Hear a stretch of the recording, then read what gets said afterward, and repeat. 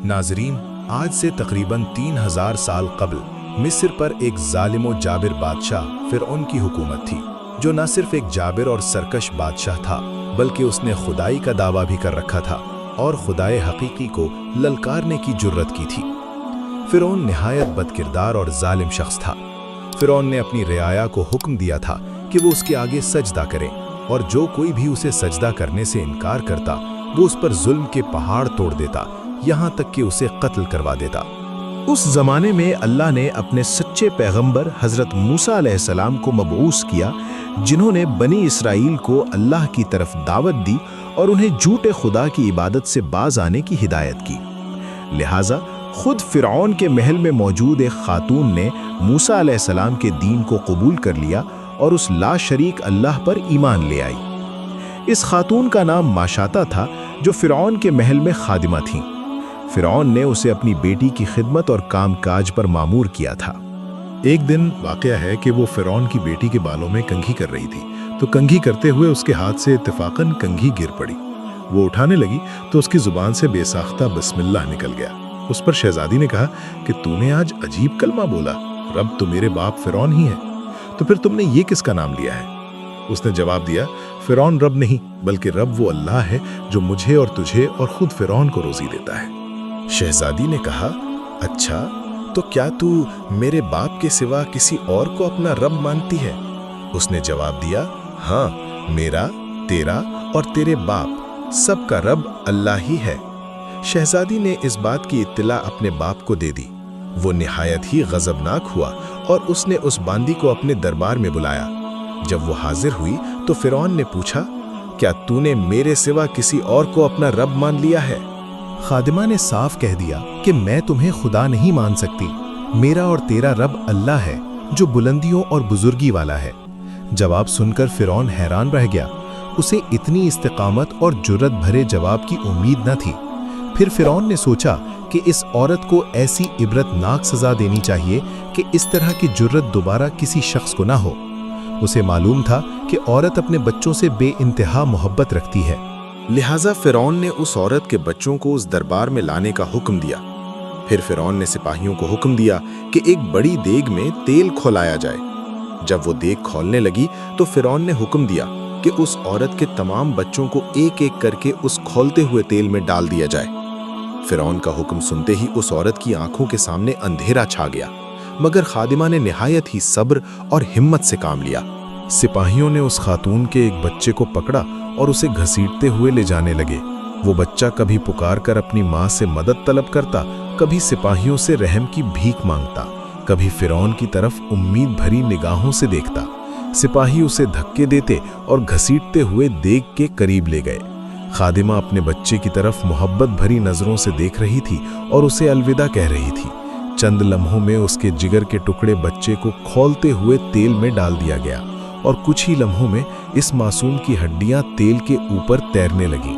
फिर फिरौन ने खातून की तरफ देखा और कहा, अब इस नादीदा खुदा को छोड़ दो और मुझे रब मान लो। खातून ने दिलेराना नजरों से फिरौन की तरफ देखा और उसे खुदा तस्लीम करने से इनकार कर दिया। फिरौन इस साबित कदमी और हिम्मत को देखकर दंग रह गया। थोड़ी देर में उसके दूसरे बच्चों को भी तेल में डालकर हलाक कर दिया गया।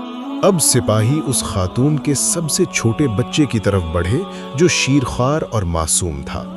जब सिपाहियों ने उस बच्चे को छीना तो बच्चे ने जोर से चीख मारी। माँ का कलेजा मुंह को आ गया और उसे जब्त न रहा और वो उसे लिपटाना चाहती थी, मगर जमीन पर गिर पड़ी और ज़ारो कतार रोने लगी। वो अजमत वाला अल्लाह उस औरत पर गुजरने वाली मुसीबत से खूब वाकिफ था, लिहाजा अल्लाह की तरफ से एक मौजज़ा जाहिर हुआ। वो शीरख्वार बच्चा जो अभी बोल भी नहीं सकता था, इसकी जुबान में बोलने की कुव्वत आ गई और भरे दरबार में बच्चा बोल उठा, ऐ मेरी माँ, तू हक पर है। बेशक दुनिया की सजा आखिरत के बड़े अजाब के मुकाबले में बहुत हल्की है। फिरौन के दरबार में मौजूद लोग इस बच्चे की आवाज सुनकर हैरान रह गए, लेकिन इनके दिलों पर लगे कुफ्र के ताले फिर भी ना खुले।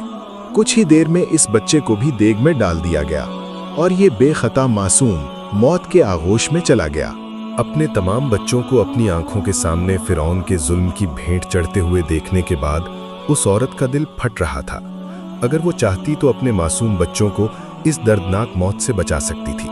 उसे सिर्फ एक कलिमा कुफ्र पढ़ना था, मगर ये हकीकत में जान बचाने का एक बहाना होता। मगर उसे यकीन था कि उसके रब के पास उसके लिए जो कुछ है वो इस खत्म हो जाने वाली दुनिया से कहीं ज्यादा है। अब सिपाहियों ने उस खातून को पकड़ा और धकेल कर उस देग के पास ले गए। खातून के जहन में एक बात आई तो उसने फिरौन की तरफ देखकर कहा, रुको, मेरी एक दरखास्त है। यह सुनकर फिरौन को कुछ उम्मीद पैदा हो गई। फिरौन ने कहा, हाँ बताओ, क्या ख्वाहिश है? औरत ने कहा, तुम मेरी और मेरे बच्चों की हड्डियां एक साथ जमा करके एक जगह दफन कर देना। फिर उसने अपनी आंखें बंद कर लीं और उसे भी देग में फेंक दिया गया।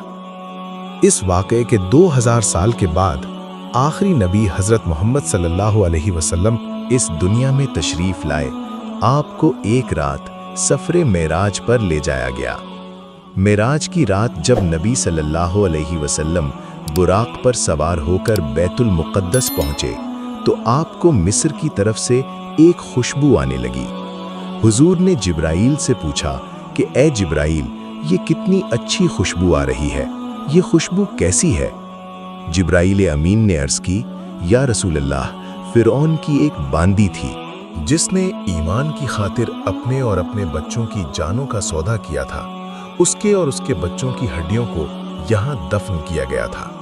जिस दिन उन्हें दफन किया गया उस दिन से लेकर आज तक ये खुशबू आ रही है और ये क़यामत तक आती रहेगी।